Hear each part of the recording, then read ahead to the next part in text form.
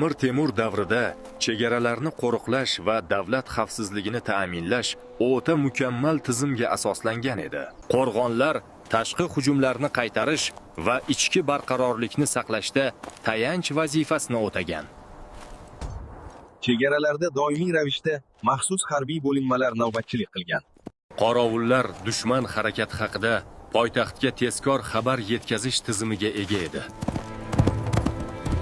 Amir Temur nafaqat kuch bilan, balki qo'shni davlatlar bilan tuzilgan bitimlar orqali ham chegaralar daxlsizligini ta'minlagan. Xitoy chegaralaridan tortib Afrika qirg'oqlarigacha bo'lgan hududlarda savdo karvonlarining xavfsizligi qat'iy kafolatlangan. Davlatning chekka hududlarida nima sodir bo'layotganidan doimo xabardor bo'lish uchun keng qamrovli xabar yetkazish tarmog'i ishlagan. Qat'iy tartib tufayli hatto yosh bolalar ham qimmatbaho buyumlar bilan saltanatning bir chetidan ikkinchi chetiga xavf-xatarsiz borishi mumkin bo'lgan.